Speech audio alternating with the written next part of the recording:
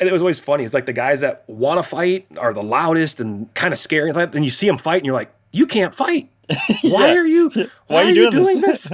Well, because they just want to bark and show off to a lot of times it's just showing off to the girls or for their buddies. And it's like, you're going to get hurt someday. And then you would see him get hurt someday and you're like, you're an idiot. Are you scared to raise your rates? Do you have a plan to get rid of your business's debt? Paul Halme, a former stockbroker turned entrepreneur, has built several successful businesses and continues to provide consulting services to martial arts gym owners around the world. He's a black belt in Brazilian Jiu-Jitsu and has trained with the best athletes across UFC and even our main man, Jocko Willink. This is a fun episode around money, investing, business tactics, and mindset. Let's dive in. Here's where I want to start, and here's what I know. Correct me if I'm wrong. You're from South Dakota. After college, you got a job as a stockbroker for a major Wall Street firm. And from what I know, it's because you had a degree. They were looking for someone with a degree, and you were like, I'm someone with a degree. And it was from Northern State University, which I hope is accredited. Sounds a little fishy. It's a little fishy. What's the biggest thing that you learned about money as your time working as a stockbroker? Man, the biggest thing for me was growing up, my parents never talked about money. If they did talk about money, it was never anything good. So I spent my whole life, not even thinking about money, kind of wishing we had money, all that stuff, kind of everybody does. And it was so crazy. I got the job and I started working and talking to people, and you're talking to millionaires all day long, and then regular people, then millionaires, right? And it's like, I'd expected these to be these amazing humans. And it was like, no, they're just regular people that put away like $400 or $500 a month for 30, 40 years and left it alone. I'm like, that's it. That's the secret. And they're like, yeah, it's not complicated, but people don't do it. And I'm like, okay, thank you. And I was 26, so I was a little late to the game. But yeah, that was the biggest thing that taught me about money is there's way more money out there in this world than we ever imagined. And it's like tough to wrap our heads around when they were like, our nation's like $1 trillion in debt. And it's like, well, we can have some of that, like maybe we can have more than like $1.50 a month on something. Here's another thing that I know, and you can correct me if I'm wrong on this too. Your son either attended or attends ASU now. And back in the day, you wanted to attend ASU, but your family was like, no, it's too expensive. Don't even think about that. I want to know how the discussion around money with your son has changed, or how you've done it differently than how you were spoken to about it growing up. Yeah, it was a crazy story because we never really talked much about it. I don't even know how it all went down with him figuring that out, but that was like my dream. I played golf in college at a small division school in Northern State. The dream was to play, Arizona. Every kid's dream, play golf, Arizona State. Phil Mickelson was there at the time, and it's like, that's just not, I'm not going to get a scholarship. I'm a Midwestern kid that, so it's like my parents, I brought it up to them and they shot it down as fast as they could. I'm like, oh, that was fun, dream, that's over. And then, my son comes to me and I raised him the exact opposite that I was raised. It's like, we talked about money from the day he could talk. We've always talked about money, stocks, investing, things like that. And then he hit me up with it. He's like, hey, I want to go to Arizona State. And I'm like, what? And like, oh, this is crazy. Immediately at first in my head, I'm like, oh my God, I can't afford Arizona State. It's out of state tuition. It's going to be ridiculous. But I've always been working on my money mindset and helping him throughout stuff. And it actually was like, okay, cool. How do we afford this? What can we do? And he's like, well, I can get this scholarship. I can do this. I can do that. And I said, well, you're not taking out loans. I said, that's the first rule. It's like, I had to take out loans to go to a small Division II school to be fair to pay off. I said, you're not going to, well, yeah, I can pay. I'm like, no, we're not playing that game. And so he worked his butt off, got some scholarships. Luckily I'd started college savings account when he was a kid, and I'm like, oh, this will last forever for an in-state school. And of course he wanted to go to an out-of-state school, which blows through the money really fast. So It was definitely a completely different experience. That's for sure. It's amazing to like have this full circle thing of like this specific school to now it being almost like a testament of how things have grown and changed over the course of the years. Touching back into the stockbroker side of you, we're heading into a recession, a little bit of a dip. What's your investment strategy right now? It's crazy because people think I'm weird because I get super excited about stuff like this because in 01, I literally got hired as a broker in March of 2001. And then 9/11 happened. I'm like, I'm getting fired. We're all getting fired. Stock market's going to zero. Luckily, I worked my butt off and kept my job and kept investing. And then I became an entrepreneur in 2000, into 2006, again 2007. And then 2008 happens, the recession. So I've been through recession. Yeah. But one of my biggest regrets was not having money in 2009, 8, 9, and 10 to buy stuff because I was struggling to keep my business going. I didn't have cash flow like when I was, I didn't have a 401k anymore. I didn't have anything. So I was like, oh, this sucks. I'm missing out this huge opportunity. And so like right now I'm just like, man, this is the time to back the bus up and buy stuff you believe in. Don't buy, there's all kinds of crazy stuff where, I think it was yesterday talking about Carvana might go bankrupt. I mean, it's insane. It was wow. Yeah, they thought that was the future.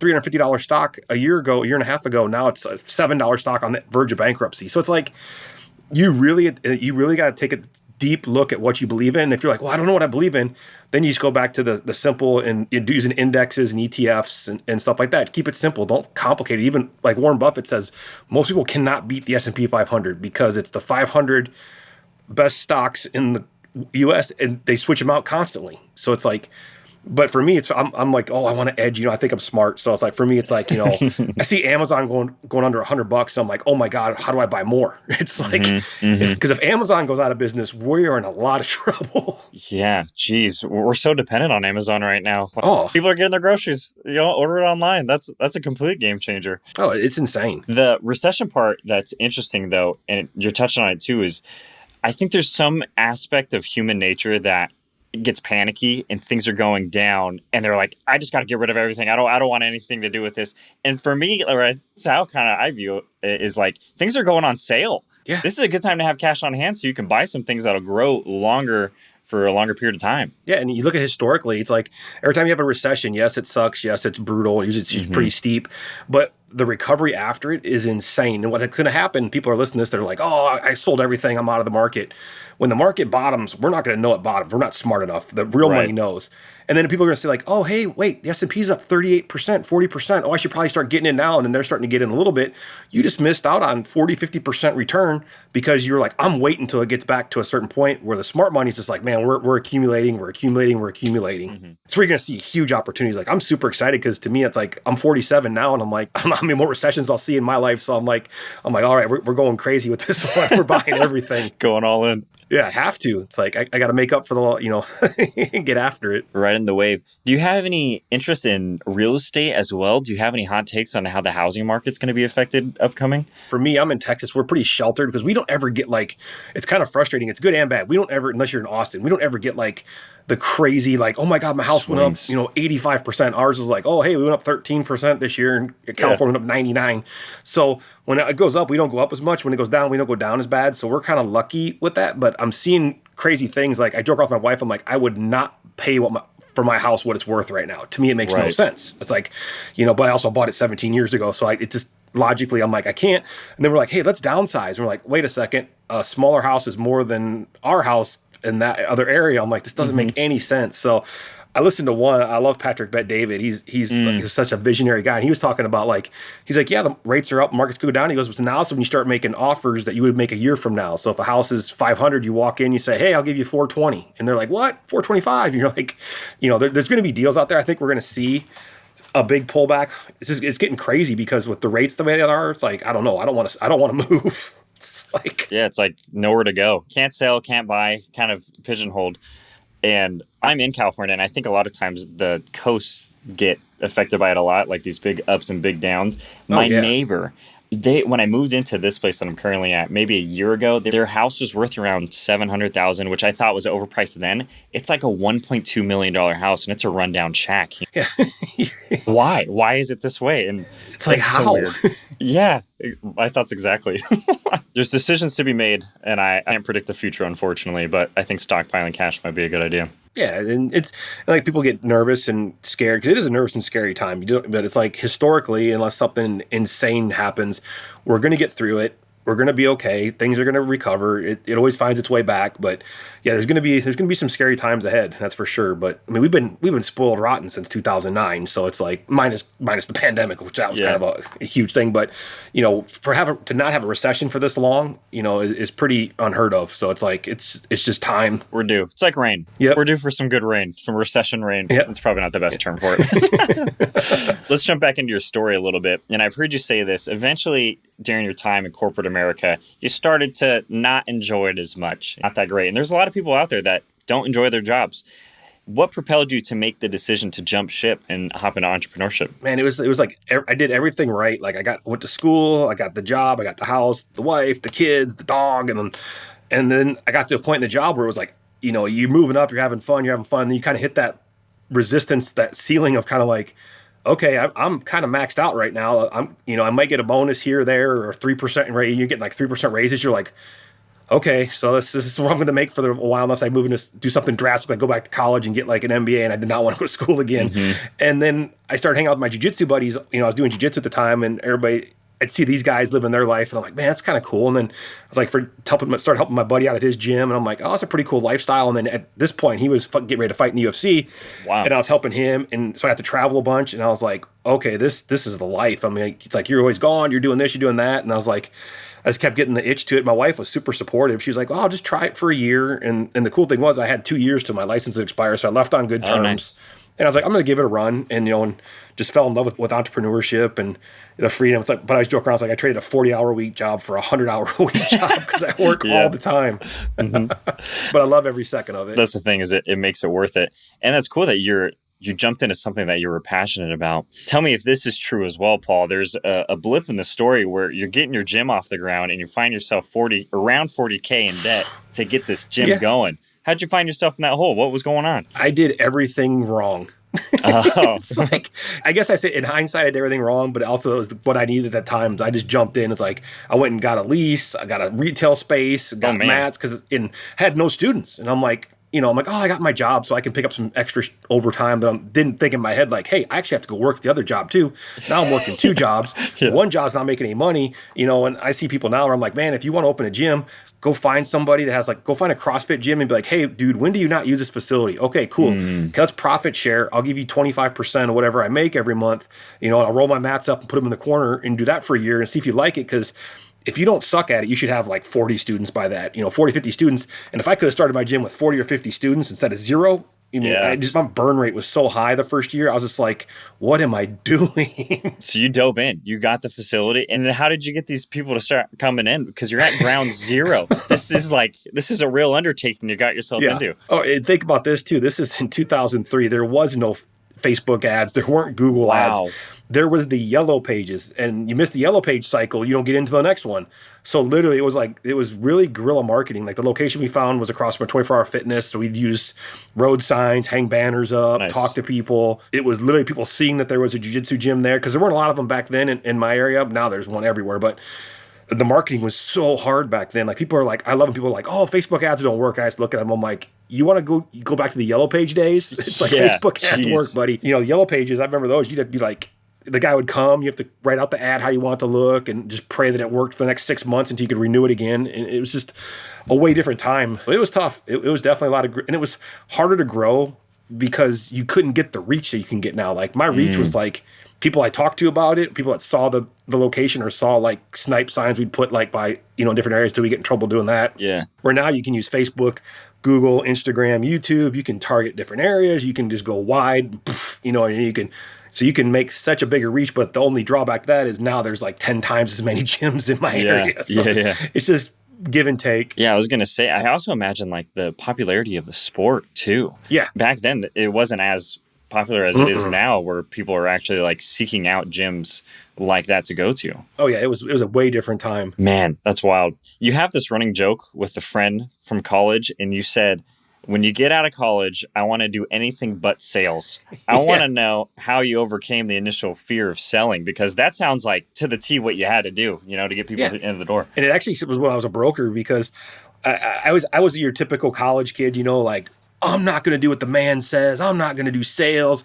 I'm just going to make money. And I'm like, I listen to myself now and I joke around. I'm like, man, that kid was an idiot. And it was me, and then I got a job and I was on the technical side of things and I was trading and doing stuff like that. And, I'm over there eating lunch and I'm eating my peanut butter and jelly sandwich that I brought from home. And I'm looking at these other guys and they're going to the cafeteria and they're wearing nice clothes. I'm like, what do those guys do? And in the sales department. And I was like, all right, got a baby on the way. I better learn how to sell. So, I started going over there and talking to those guys and learning about it. And then, when you go through sales training, you do it the right way. Everybody's like, oh, you don't want to be a sleazy salesperson. So I always tell people when I'm consulted from, and then don't be a sleazy salesperson. Genuinely care about people and help them. And once you flip that script and you realize that people need help, if they're coming to you, they need something. If you don't give it to them, they're going to go find it from someone else. And that might be the sleazy person who's going to rip them off. So genuinely care about your customers and provide a solution. And sales, then it becomes easy. It's just conversation and, then fulfilling on your word. And to me, that was when I turned that corner, I was like, okay, this is where you make money.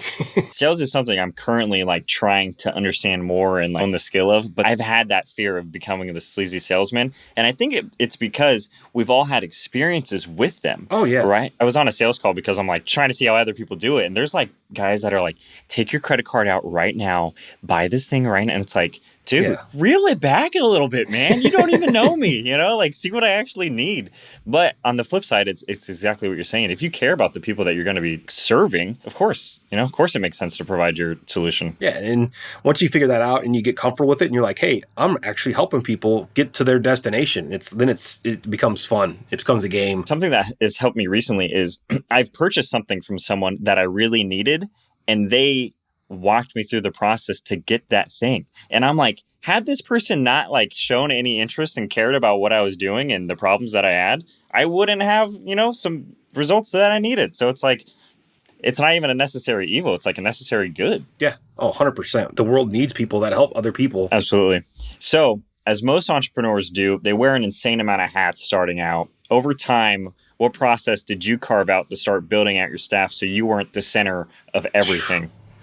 And that was the hardest thing, and I keep evolving through it. Like when I was just the gym owner, I was doing every task humanly possible, from between when they unlocked the door to locking the door to everything in between. And I was like, this is not going to work. And then you start listening to different business coaches, and they're like, oh, you need to find your key things that you do and then hire out for the rest. So I was like, okay, I got to get a kids class instructor, get that off my plate. Okay, cool. Then I get a kickboxing instructor, and I get somebody to clean. And then I'm like, oh my God, I actually have a staff. And then when we got into the consulting side of things, we were consulting for gym owners.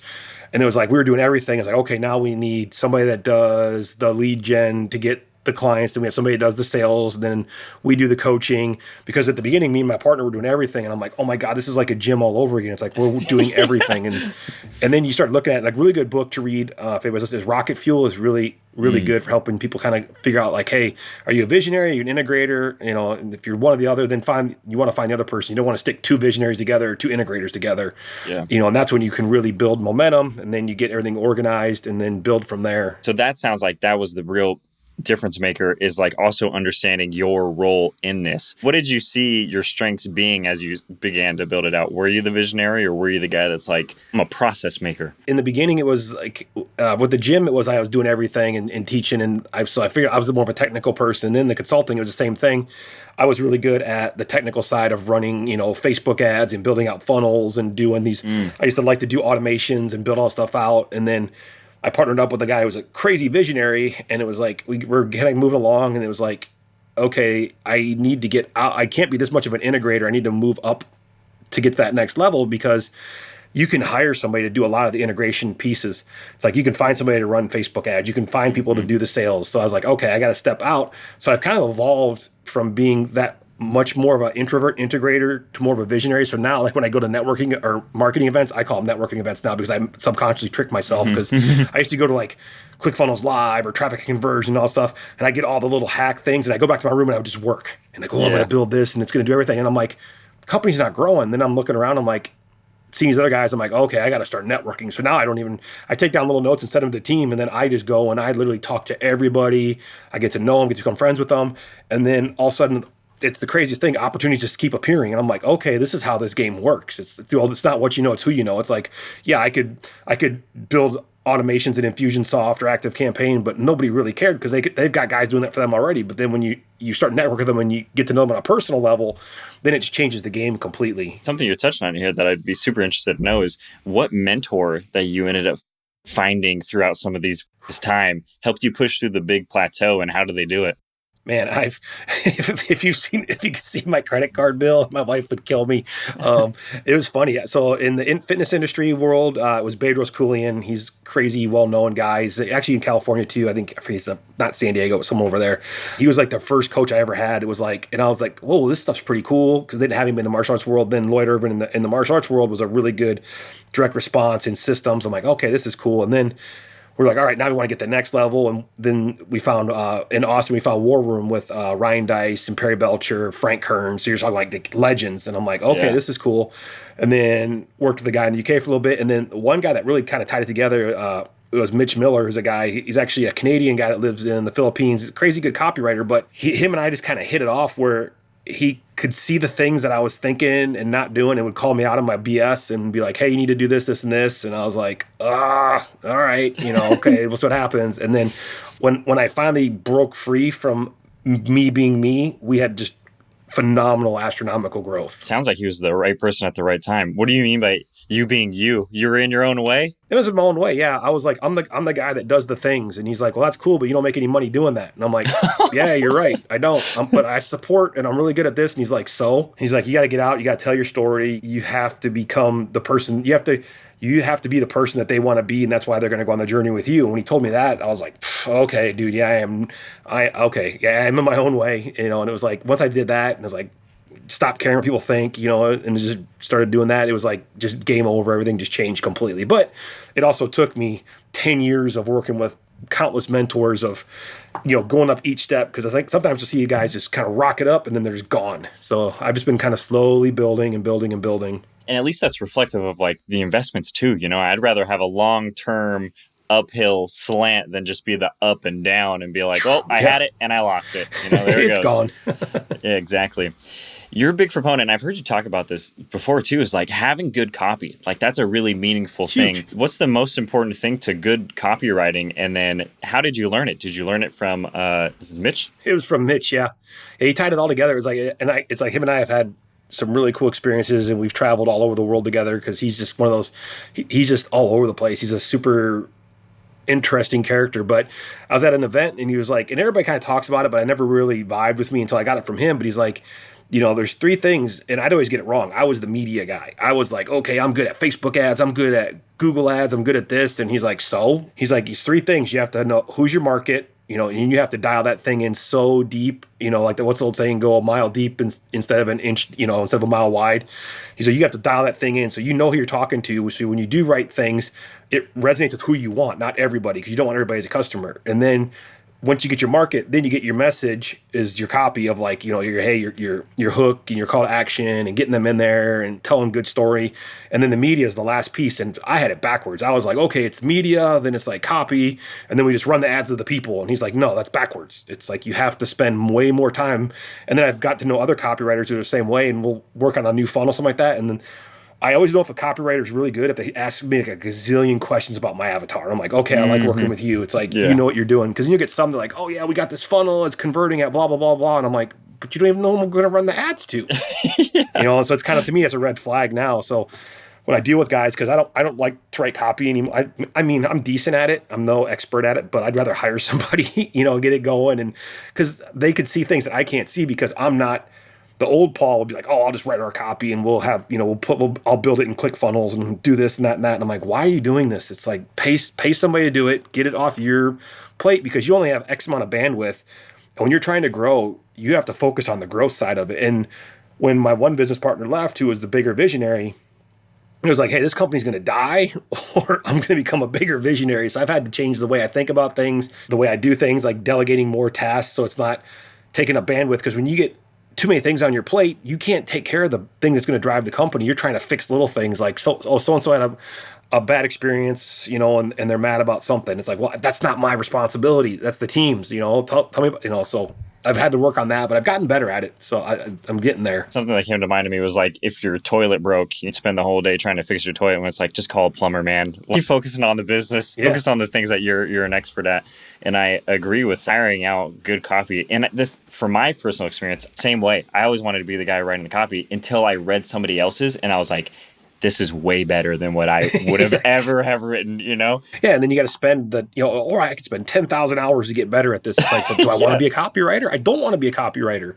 I like to understand copy and, know enough to hold my own talking to somebody, but I don't want that lifestyle. I don't want that job. It's not me. Know enough to be able to make informed decisions, for sure. Hey, Nick here. Season 2 is coming to a close, and I don't want us to part ways just yet. I have a bunch of great episodes in the backlog that are only going to be released on Patreon. If you subscribe on Patreon, you'll have access to these episodes, to our Discord community of other like-minded individuals that are striving toward living a fulfilling life, and of course, access to me. I'm excited about the content that's going to go live there, so check that out in the show notes. All right, back to the episode.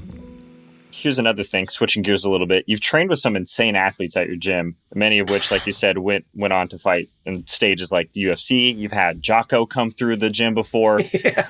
Yeah, that's an experience. What's the biggest thing that you've taken from training with some of these great athletes? Like, what do they do that separates themselves from like the everyday Joe kind of deal? Man, they just have I call it. They have it. Like we go to a gym back when Travis was training. We go to Jackson's in New Mexico, where it's like at the time it's like, oh my god, it's like the who's who of the MMA world, and you're just like, how am I even here? And, and he's like, and you see the guys, and you're watching them train. You could tell when they're like half-assing it a little bit, they're not pushing. And then you got like the guy over there, you're just like, this guy's an alien. It's like this guy, he's not cutting corners. You got the guys that are like trying to like, they're showing up late and they're leaving early. You're like, that guy's not going to make it. He's not going to be, he might make it and do okay, but he's not going to be a superstar. Then you see the guy where you're like, man, he's on time. He's early. He's doing everything. He's training hard. He's listening to the coach. And you're like, oh boy, this guy's going far, and it's like, so you get to see people like that. And then like getting to meet Jocko and see like what a leadership really looks like in person was just like mind blowing to me. It was like, it was just so cool. Tell me about this leadership aspect of it too. Cause I think it goes hand in hand with like what you're saying. It's like doing the small things right, attention to detail, caring about the craft. What'd you take in from the leadership from Jocko? Man, so it was, I love telling the story. So JP Donnell was training at my gym at the time, super great guy. And he's like, hey, we're doing this thing for police in Dallas tomorrow and whatever day. He goes, you mind if I have Jocko come in and like teach or something? I'm like, yes, please, thank you. But I'm like, he's like, don't post it on social media because it'll be ridiculous. I'm like, yeah, it'd be like 500, 800 people in my gym can't hold that. So it was like I just sent messages out to people that I knew that were like, that would get a kick out of it. I'm like, a couple of my friends that are veterans, I'm like, bro, you got to get up here. Jocko's here. And then one of my business partner's husbands, she flew him in from Detroit for it because he was like, I will not miss this. And he was on the plane. He was on the plane the next day. I mean, because that's what Jocko means, especially the jiu-jitsu community, because he's such an advocate for jiu-jitsu. But it was so cool to me. He came into the gym, and you're just kind of like, I don't know what to do. I don't know what to do. I'm like, hey, yeah, I'm like, shake hand, yeah. And I'm like, hey, I really don't honestly know what to do right now because, he goes, what do you normally do? I'm like, oh, we normally have class. He's like, all right, cool. You just teach class, and I'll just kind of hang out. And I'm like, okay, sir, Mr. Jocko. And it was like, because, some guys come in, they're like, get out of my way, I'm in charge, Yeah. Not even, he's just like super, super smooth, super like, no, do you, I'm just going to hang out, blah, blah, blah. And so people are warming up and they're seeing him and I introduce him and everything, and then like we start doing something and I'm showing something and then like, I'm like, hey, would you like to show something too? And he's like, oh yeah, I'd love to. And there's like, then he comes in, he shows his technique and he walks around, helping people out. And then by the end of the class, it was his gym.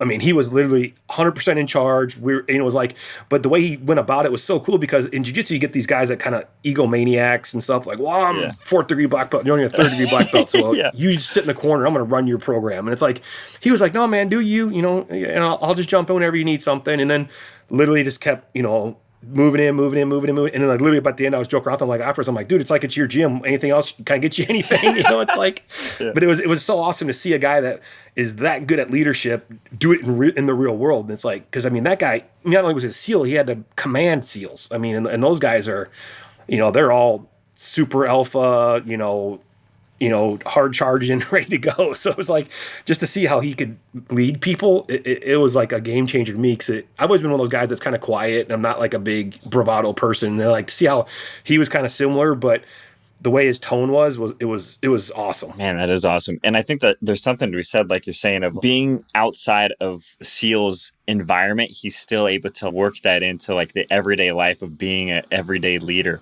And I think that's such a cool thing. And it's not like in your face. Right? It's not like move. Yeah, it was so cool to see, and then you go to like the muster or any of his events, he's just runs things in a really smooth demeanor, calm, just never fired up, just does his thing. And you're like, okay, this makes sense why you are such a good freaking leader. It's like, because, you could see it in how he carries himself in his day to day. It was just amazing. That is cool. And I think there's something to be said too of like, I'm not going to force you to respect me in this thing or listen to me. It's like, I've kind of like earned a relationship here with you and done it that way.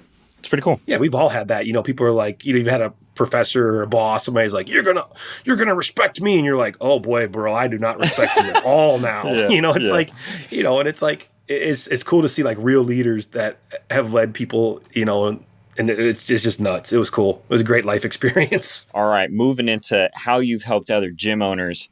And this is what I've seen too, is you've helped other gym owners by helping them find higher quality clients by raising the rates.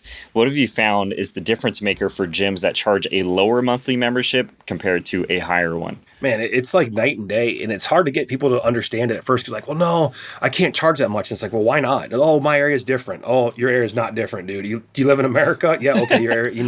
Unless you're in like we have a client in Detroit that charges the same price that we have people that charge in LA. I'm like, you're telling me that my client in Detroit can charge more than you can in Florida? I'm like, yeah, I don't believe you. It just attracts a different customer because if you're dealing with. Because gym memberships, a higher end one like a jiu-jitsu membership, things like that, I think you're charging over $150 to $200 a month, whatever. That's a lot of money for a lot of people. Yeah. And some people are like, well, that's too much for me. It's like, all right, cool. It's probably not the sport for you. There's lots of other things you can do, but you start attracting a different level customer that is more invested in what they want. They really want to be there. Where like if it's, hey, it's only $79 a month, and they're kind of like, all right, cool, maybe I'll come, maybe I won't. They're not as invested into what you're doing. It's almost like I tell people, I'm like, this is not a gym membership. Okay, there's gym over there's 24 Hour Fitness there, there's LA Fitness there. If that's what you want, totally cool, but we're not for you. It's like we're a community. We're going to change your life. It's like we're going to make you a better person, or if your kids are in class, we're going to help them have a head start in life by teaching them life skills and character development. If you're going to be here, we're going to change your life, or you're going to live longer, you're going to be happier. And then if something were to happen to you, your family, you actually have the self-defense skills to protect them. And you're telling me that should be the same price as going to 24 Hour Fitness and lifting by yourself in the corner when no one's helping you and you don't know what you're doing. So it just attracts a person that's more vested. And some people say, oh, that's not fair. That you whatever. I tell people, it's like, you can have scholarship programs. You can have, like, I've had people come in, or I'll get messages, people like, hey, this kid, he's in trouble, blah, blah, his family doesn't have any money, blah, blah, blah. I want to help out. And I'll be like, all right, cool. Bring them in, and we'll work something out. And then what really pisses me off though is like 80% of the time they'll never bring the kid in. It's like they just want to see if I'd say yes. And I'm just like, I don't understand people sometimes. It's like, yes, we're a higher end gym, but it's like, I will help people. You come to me with a good story. It's like, I get kids all the time that are like in high school and they're like, oh, I want to join the Marines, the Army, and my parents can't afford this. And then I'll talk to parents and I'm like, well, what can you afford? And those are like, different examples. It's not exceptions to the rule. That's the word I was looking for. Yeah, because for the majority person, it's like they're like, oh yeah, I can afford this. They don't care. But it's like, if I can help people along the way, I am. But I want people in there that actually want to be there. Yeah. So it's a completely different clientele when you do that. And I can see how that would be true. It's with anything. If you have a higher investment, even if it's monetarily, you're probably going to have a higher personal investment too. I think about Planet Fitness. If I paid $10 to Planet Fitness, I don't really care if I miss every day of the month. It's like $10 isn't going to like make or break me. But $200, I'm going to be like, I need to get in there. I got to get my butt to that. Yeah, and I want to get in there too, Exactly. I want to make the difference in my own life. So yeah, that adds up. Curious, what do you see like the biggest hesitancy in people not wanting to raise their rates? A lot of times it's self-limiting beliefs, honestly. They think like, oh, if I raise my rates, then no one's going to sign up anymore. People are going to quit. And people will quit and people won't sign up. But statistically, you'll usually make more money because you're making more per customer. You don't need as many customers. And they're like, well, like you said, the Planet Fitness model. Oh my God, yeah. It's like I don't want 3,000 people under billing it, and praying every day they don't come in. Like, oh, please don't come in today. Please don't. I mean, it's like I want people in there. It's like, no, come in and train. So once you get them past that, and I really start with baby steps too. I'm like, all right, okay, you can't charge $150. Cool. All right, you charge $120 right now. All right, for the next 10 people, tell them it's $125. Tell me how many say no.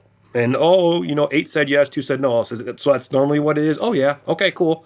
All right, next 10, $130. And then you just keep going, and they're like, they're not saying no. I'm like, yeah, because they want this. They care about this, and once they get past that limiting belief, then they get more comfortable with it. I think something that's helped me is like a quote around the idea of money is, if people aren't saying no to your price isn't high enough. Like if everybody's just like, oh yeah, I'll sign up for that. That's no big deal. Yeah. So like 100%. Well, you're probably undervaluing what you're charging. Dude, 100%. I've heard you talk about this. It's a profit mindset. What does it practically look like to have a profit mindset when it comes to managing your business's finances? That's the hardest one to like club people over the head with. That's why I lead with it a lot of times. Like people are like, well, I've got 322 students. And I'm like, cool. How many of them are paying you and how much are they paying you? And then what is your profit? And they're like, I don't know, but I have 300. They'll give you an exact number that you're like, where did you pull that out of? It's like, that doesn't make any sense. And they're like, then you get into their books and they're like, all right, cool. So you've got 30 people that with expired credit cards that you're not billing. You got 22 that just deleted their credit cards. You've got, there's people that don't come to your gym anymore, and I'm like, you have 218 members, So I tell them, it's like, yeah, people are like, oh, I gross this. I'm like, I don't care what you gross. I care, your profitability, because a lot of times as your gross goes up, and I've been there, I've been that guy where like, man, I want to have this gym and I want it to do $1 million a year. And then you start seeing what that's going to take. And like, I have clients that do well over, it's crazy. People like an MMA gym, they do over $1 million a year, but they are running a freaking machine. I mean, I'm telling you, they're like our most successful client. You go into his gym, it opens at 5 a.m. staffed. I mean, like most gym owners are like, it's them and maybe a part-time person that opens up in the morning. This dude at 5 a.m., there's a front desk person answering the phone, greeting people, signing them in. There's an instructor, there's a salesperson, and then the shift changed at noon, and then the shift changed again at 1. And I'm like, I don't want that at this stage of my life. I mean, he's killing it. He's happy. He's got a great machine, and it's doable, but it's like, I don't want that. I want to be able to travel. I want to be able to have more freedoms. So for me, it's like, if you're always looking at your profits, it doesn't really matter what your growth. I mean, it does matter, but it's like, if you know what you need to profit every month, it's a lot less stressful, because you're like, okay, we just got to get to this number. How do we get to this number? We need this many people and we're good. Got to have the profit and loss statements ready to go, because you got to know what you're actually doing monetarily, number wise. Let's say this. Let's do a little bit of role playing here, Paul. Let's say it's opposite day. What would I have to do if I wanted to have a terribly run gym? I just want to have the worst running MMA gym in all of the nation, all of Texas. What would I have to do? First thing, don't market, because you teach great classes and everybody's going to come in because you're awesome. Your ego is great and you're the best of the best. So don't market, because you don't need to do any marketing because you're awesome. And then when people come in, ignore them. Don't be nice to them. Don't greet them. Don't ask them what their goals are. Just tell them all about you. Like, you won this, you won that. You're the greatest, blah, blah, blah, blah, blah, blah, blah. And then if you do get them to sign up, then ignore them. Don't help them out. Don't have any beginner level classes. Put them in with your most advanced students and watch them get the crap kicked out of them. Yeah, it's really good for your advanced students, because then they can just smoke these guys and get lots of good practice in. And then, make sure you don't have anybody doing any of the follow-up systems when payments go delinquent and people don't update their credit cards, because they'll come in they'll do it for you. They'll just bring their cards in every time that payment misses, and you should be out of business in a few months. That's the perfect recipe right there, man. I need to jot those down. Dude, it's comical. Like, I'll talk to people and I'm like, I'm like, yeah, bro, we did that in the 90s. And then it didn't work, because if you go back to jiu-jitsu, how jiu-jitsu got started was like, in the US, is they would come in and they go to other gyms and beat the crap out of the other gyms and be like, no, you must learn jiu-jitsu. And I'm like, well, yeah, that worked for them because but now when students are coming to you to give you money, you're using the same business model. And it's like, yeah, this is not working. Yeah. Yeah. The 90s were brutal. It was like, I'm still surprised I didn't quit. I mean, I wanted to quit a lot of times, but my best friend wouldn't let me, Travis Luter, because it's like, it was brutal. Like, I would just go to class and get beat up. I'm like, this sport sucks. Yeah. This has evolved a lot. Yeah. Now it's like, it's so much fun and enjoyable, and it's the best workout, and you meet the best people, the coolest people. It's like, I was teaching today, and it's like, I'm working out with, first guy I trained with is a specialist surgeon, does like freaking knee repairs. Next guy is a stoner that, probably went to prison. I don't know. It looks like he did, and then the next guy is a truck driver. Next guy is a lawyer, and then a cop. Wow. I'm like, it's like, no one cares. It's like, it's hilarious. I have guys, I have like DEA agents, and then guys who have gone and gotten in trouble for things when they were younger with weed. Yeah, with drug possession. It's like, DEA guy, he doesn't give a shit. He's just there to train. He's like, I'm just here to train and have fun. He's like, I don't want to talk about work. And it's like, that's the best part about jiu-jitsu, is like this huge, like, when you're in there, and it's just awesome. It like brings in a human element, It's like, dude, yeah, it's great. Leave your identity at the door. Like, this is helping you personally and personal development, but it's like, we're all just here to train. If more of the world did jiu-jitsu, we wouldn't have near as many problems. I believe it. Let's see. Get rid of obesity, probably. A big problem with obesity. The stress. Obesity, heart disease, fighting.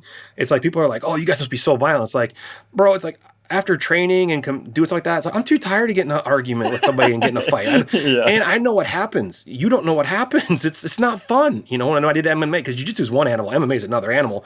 I've fought people that are very skilled at violence. It's like, if you've never experienced that, you do not want to experience violence if you don't understand violence, you know? And so it's like, for me, people are like, I spend half of my time, I don't go out that much anymore. If I go out with friends and something happens where it's like, oh shit, this could kick off. It's like, I'm in there like just diffusing it. Yeah. I'm de-escalating. I'm like, bro, it's like, I'm like, what are we arguing about? All right, let's solve this problem. Because nobody in here needs to go to, we need to go to jail, because that's the first thing you do. Because the other guy's trying to start a fight. He's probably married and got kids, and he's just drunk and being stupid. Yeah. And he's never been in a fight before, and he thinks he's showing off. I'm like, bro, do you want to go to jail? Your boss probably going to be happy about that, or your clients. Then they're kind of like, oh shit. Well, I'm like, okay, cool. Yeah, he screwed up. You screwed up. Cool. Let's all move on. It's like the last thing you want to do is get in a fight, So it's like, it would solve so many problems. Because when I was younger, way back in the day when I first moved to Dallas, we worked, because we were jiu-jitsu guys, bouncers or clubs would hire us. Like, oh, jiu-jitsu guys, yeah. And we got known as these, so we'd be bouncing at these huge clubs. And it was always funny. It's like the guys that want to fight and are the loudest and just like kind of scary. And then you see them fight and you're like, you can't fight. Why are you doing this? Well, because they just want to bark and show off to a lot of times it's just showing off to the girls or for their buddies. And it's like, you're going to get hurt someday. And then you would see them get hurt someday and you're like, you're an idiot. It's like, so yeah, the jiu-jitsu takes that, jiu-jitsu and MMA training. It's just kind of like you figure it out like, yeah, fighting's cool, but not like in the real world, because it's even more dangerous and not fun. This is like a self-defense. If something is to happen, you're prepared to handle the situation. And I've heard those cases, like speaking of like clubs and bars, it's like people get in a fight, somebody accidentally hits their head and somebody goes to jail for life. And it's like, dude, was it worth it? Like, was this argument over a spilt water really going to just ruin your life? Like, dude, you hear about that too. Like, a guy hits a guy, he falls, hits his head, and you get manslaughter. Yeah. And it's like, was it worth it? Nope. No. That's why I love jiu-jitsu. Like Renzo Gracie, he's one of like the icons of jiu-jitsu. He's in New York, and he's one of the crazier ones. He'll still get into like people, I don't know how it happened. This is New York, but like people like start things, or he'll get in to argue with them, but then he'll just call it like, he'll just jiu-jitsu them. We call it like, he'll literally take him down, hold him down, never hit him, and hold him down until the cops show up. And then it's like, and then cops are kind of like, well, you didn't hit him. No, didn't hit him. What are you doing? I'm just holding him here waiting for you. And that guy can't get up because he doesn't know what he's doing. Because it's like, if you've ever been held down by a jiu-jitsu person, you don't know how to do jiu-jitsu, it's not fun. It's bad. You can't move. And people are like, oh, I would just go crazy and get away. I'm like, no, you wouldn't. No. Yeah. It's so I tell people, it's like a superpower, because it's like, people come in, I'll have guys come in and you start training them and they start learning things, and you're like, I'm telling them, it's like a superpower. It's like, if something were to ever go wrong, you have the physical power to hold down another human being that wants to get up and hurt you or hurt somebody, and they can't do anything about it. He goes, you can literally make a grown man cry. And they're like, whoa, that's pretty cool. I'm like, and then they start thinking about it, and they're like, oh yeah, because everybody's got the story. Oh yeah, drunk uncle so-and-so at the family reunion was running his mouth off, blah, blah, blah. And he was being stupid, and he hit so-and-so, and I tackled him and I held him down, and we didn't call the police. We just held him there until he got exhausted and got, finally calmed down. I'm like, everybody's got those kind of stories, it seems like, but it's just something that I wish more of the world did. Yeah. I'm curious now about the temperament aspect of this too, because it sounds like along with jiu-jitsu and these situations arise, you're less emotionally prone to get fired up and be like, oh, I want to punch this guy in the face. It's like, maybe it's because you know the damage, or is there something else that's involved with jiu-jitsu that kind of gives you a calmer temperament about these things? Yeah, it's funny. Another one of my clients who does a lot of work for us, Johnny Buck, he has a slogan, embrace violence. Because once you embrace violence, and he wrestled at the Citadel, fought MMA, fought professionally. He's a crazy tough dude, world champion. But once you learn to embrace violence, everybody's like, oh, violence is bad. Learn how to fight is bad. I'm like, no, not knowing how to fight is bad, because if something does happen, then your answer is like, I'm going to go crazy. It's like, yeah, then maybe you do win and you hurt the guy and he sues you for $100,000, or you hurt him bad and you go to prison. It's like, was it worth it that you got mad? So like, you'll see the guys that understand how to fight and do the things that are way more calm. It's all about de-escalation. Even when you watch like a really good UFC fight, those guys are so calm. They're out there fighting for, millions of dollars, trying to knock but it's like calm. And the guy that makes a mistake, gets fired up, is usually the guy that's going to lose. So you'll see a lot of things like that. And having that ability to just relax under pressure. And I tell people it's an unfair advantage in the business world and entrepreneur world too, because you learn to solve problems in jiu-jitsu, because when you first start out, you're getting held, like I said, like you're a grown ass man, you're getting held down by a person half your Yeah. size, and you're like literally, people get frustrated, like I can't move, and I'm like, well, yeah, that's how it works. Someday Yeah. you're gonna learn how to do that to other people, and then it's more fun. But in the beginning, it sucks, but then you learn, like the people that don't quit, they learn how to solve problems. So like I give people a good example, like if I'm working out with somebody who's better than me, and they're just smashing me, and they're bigger than me, and it's like I'm just getting beat on. If I react to that and it's like, well, I'm gonna go, I'm gonna not be able to breathe, because the human body, you can't. So it's like, what do? You do the exact opposite of what your mind says. You're like, I am in a horrible situation. I can't do anything. I am gonna calm down. I'm gonna take 3 deep breaths, and I'm gonna find a way out. And then you like take a couple deep breaths. You know, you're still getting smashed, but then the other person's like, he's not getting tired. And his mind starts thinking like, oh crap, he's not getting tired. He's not freaking out.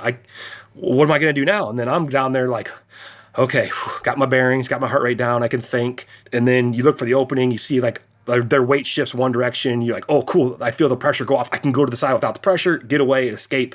And it was really a cool thing that I relate to, because I trained a bunch of air marshals years back, and they took me out for one of the trainings they did, and it was super cool what they did. It was kind of wild. They would bring in like these CEOs of the airlines and VP and executives and stuff like that, and I'm just sitting in the back, just kind of blending in like those guys. And they're going through this training. They're doing this training video, and then like in the video, like I was like a pop up scene, like a horror thing, and it just they had a microphone in the back thing that just blares it out. Wow. So what happens? Your heart rate goes up, right? Yeah. So then they tell the executives, open the box on the table, pull out a needle and a thread, and thread the needle. And they can't do it. Yeah, because they're fired up. Yeah, your heart rate's too high. You don't have you lost your gross motor skills. So what these guys do, and the same thing we do in jiu-jitsu, is they train in like the Navy SEALs like that. Those guys, they'll go out, you know, like we go out shooting and have fun. Like we'll go, oh, I'm going to take my friends out and go shooting. These guys will go out, do, you know, run 2 miles, do 100 burpees, get their heart rate as high as they can, and then they'll go shooting. Wow. Their body's trained to like, oh my God, my heart rate's at 170. I can't think. These guys are like, okay, it's at 170, take an extra deep breath, you know, side in and take your shot. And it's such a cool mindset. So I took that when I trained with those guys, I brought that back to my kind of jiu-jitsu style. My style of life is like, you have to be able to do things under extreme duress and pressure. So like when we're training, I joke around, like I've been training for so long, I can train and not get tired. I know how to stall basically and just like ride things out. But it's like, then I'm like, well, I'm not getting anything out of this now because I'm getting fatter because I'm burning less calories training. So it's like, I'll put myself in crappy situations, you know, I'll try to get myself really, really tired. And then it's like, okay, now I got to work my way out of it. And then the challenge comes back, because as your gross motor skills develop, it's why these guys, these elite, you know, military operators, air marshals, these guys that do things under crazy pressure, that's how they're able to do it. And the average person, you make them run up 2 flights of stairs, they couldn't thread a needle. You know, the death sure as hell couldn't hit a target. It's so strategic. It's crazy. Like, I think of everything you're saying of like being able to calm yourself in like high intensity situations. And even in business, like you're saying, I can for sure think of times where like somebody's countered an amount in a negotiation or something like that. And I've like, you know, you feel it. You feel the heart rate go up. Oh, yeah. Like, I don't think I want to. Yeah, it's like in your head. But I can see how that would be such an advantage to more than just one aspect of your life. Oh, yeah. I treat the business the same way. If something goes wrong, and it's like, you wake up, something's going to go wrong. Somebody screwed something up. Somebody's mad at you. Somebody's going to counter. And if I get mad about it and I react with like, oh, let's F that guy. Let's get, you know. No, I'm just like, all right, let's take a couple deep breaths. All right, think about it. What's the way out of this? Okay, it's not that big a deal. All we got to do, we fix this. That guy's taken care of. Okay, cool. That guy's unhappy. Okay, whose fault was that? Okay, hey, you fix this one. All right, cool. We got that done. Oh, Facebook disapproved our ad account. All right, cool. Get on. So-and-so get on. And it's like, at the end of the day, you're like, that wasn't that big of a deal. None of us died. Yeah. You know? Yeah. But a lot of my friends that don't train, I've got entrepreneur friends that don't work out. They're overweight, you know, and it's like, you can see their life, they're stressed all the time. I'm like, bro, you got a lot of money. You're going to die. I mean, it's like, it's inevitable. You're just accelerating and we're all going to die, but at least, you know, enjoy stuff, you know, so you can handle these things, because they'll get so worked up. And I'm like, bro, you're about to have a heart attack over nothing. Oh, so-and-so owes me $2,200. I'm like, okay, what's the solution? Yeah. And sometimes people get annoyed with me because they say I'm too calm, but I'm like, you know, it's how you operate. And it's better than making decisions out of like a reaction. Like being highly reactive. That. Oh yeah, me too. Like my first instinct is never like, let me think about somebody else's, how to serve them. It's like, why did they wrong me? You know, like maybe, you know, so it's having that especially calm with mindset. text messages. Oh my God. You know, it's like, because you can't read like the person, and it's like, and you're like, oh, why'd you send you? And then like, you call them up and they're like, I didn't mean it that way. And you're like, oh yeah. And then I realize like, you can't discuss things over text unless it's fun stuff. If it's anything like business related, where it's like, we're going to get on a call real quick and just make sure we get on the same page. Way easier to communicate that way. I agree. Yeah. So we've all sent that text where you're like, oh no, I shouldn't have sent that one. Didn't word it that quite right. Yeah. And then if we could do less of that and just communicate, makes things a lot easier. I agree. Paul, we're coming to the final question of the podcast. You've made it. Congratulations. Well, it's been fun. It's gone fast. I know. We're zooming. Before I ask you the last question of the podcast, I want to acknowledge you for all that you're doing. I think beyond helping people get their gyms to the places that they want them, being able to meet people where they're at in their fitness journeys and also their beginning jiu-jitsu journeys and wherever they want to go, you're meeting people, you're helping them develop personally as well as in their skill set and honing their craft. So I think it's amazing what you're doing. And I think it's super cool that you get to help other entrepreneurs level up. And that's what it's all about. So thanks for all that you're doing. Yeah, thank you. Yeah, I appreciate it. Absolutely. The final question of the podcast is, to you, what does it mean to live a fulfilling life? To me, living a fulfilling life, it's kind of, I forget who said it, but it's being able to do what I want, when I want, where I want, with who I want. To me, that's fulfilling. It's like, I'm all about, especially the older you get, because you start losing family and you start losing friends, and you're just like, man, the stuff that we worry about is not really that big of a deal if you're still breathing and you wake up in the morning and you're grateful. So for me, it's like, be in the moment, enjoy spending time with friends, enjoy spending time with family, plan trips, do stuff now. Because, I have people like, oh man, when I retire, I'm going to do this. I'm like, maybe not. Yeah. Like, well, if I do that now, then I'm like, figure it out, do stuff, enjoy stuff. So for me, that's the most fulfilling thing. Because, as I'm helping people with jiu-jitsu and business, that's just, to me now, that's just fun. Now it's like, okay, how can I do more with my family and do more with my friends and make a bigger impact on the world's people? Because when we're gone, it's like, we're gone. Yeah. Affect the people around us as we're living day to day. I agree. That's big. Paul, where can people connect with you on the internet? How can they say hello? My blog, paulhalme.com is always good. We update some stuff on there all the time, different. And social media wise, I love Instagram. Instagram is definitely my favorite place. It's a much happier place. Go to instagram.com/PAUL_HALME. And it's in my bio. I'll never ask for crypto because I like to talk about investing. Now I have like scam accounts that try to scam people out of crypto. I don't have any crypto scams. So don't send me crypto. If I ask you about crypto, it's not me. But I love Instagram because you can relate to people. It's like Instagram stories to me are just, they're like the greatest thing, because a lot of times especially for people like me that are always trying to move up in the world and get around people. It's like, how do you get around people? It's like you follow them on Instagram and you start watching their stories, see what they do, what they're into, and then don't ask people for stuff. That's the worst thing. I hate people will message, be like, first thing they'll do is be like, hey, can I pick your brain and over coffee? And it's like, no. It's like, what do you want? Because there's always something. They always want something. So what I do, and this is a good hack for anybody listening, is if there's somebody I want to get to know and maybe someday be in there, because I will follow people and interact with people way out of my zone. Like, these guys are ballers. But what do? I follow them. If they post a story of something cool, they get like a thumbs up or a fire emoji. I never ask for anything. And then if they post a win, I'm like in the comments like, oh man, that's so awesome, I want to do that someday. And then what happens is a year or two down the road, you go to an event, these people they know you. It's crazy. It really works. It's like they will know you, and then, or they'll be like, hey, we're doing this deal and blah, blah, blah. It's like, oh man, I've been following you for years. We've never met in person, but I really would like to learn more about, what you're doing and how I can get involved. And then they can do, because what I'll do if somebody messages me and asks for something, the first thing I do is scroll back. I'm like, oh, we have no history. Cool. Or it's like, I'll scroll back but then I'll scroll back and I'll see one where it was like, fire emoji, thumbs up. Hey, congratulations. Oh, hey dude, I loved your book. I'm like, oh, hey, yeah, what can I do for you? Because it's like, you've shown because the world's full of givers and takers, and be a giver, don't be a taker. Yeah, that is really good advice. Instagram's my favorite. I love it. Well, go drop some fire emojis for Paul on his next story. Go say hello. All of those links will be in the show notes, so you can find it right away. Paul, thanks for being on the show. Thanks for having me. That was awesome. Absolutely. Bye. That was the episode. You just listened to it. Please leave a 5-star review. William Attaway is this week's reviewer of the week. He said, I listened to one episode and immediately subscribed. This is gold. Highly recommend if you are in the entrepreneurial space. Solid discussion and practical insights. That's why we do it, baby. Leave a 5-star review. Share this episode with someone you love. And I'll see you next Friday at 6 a.m.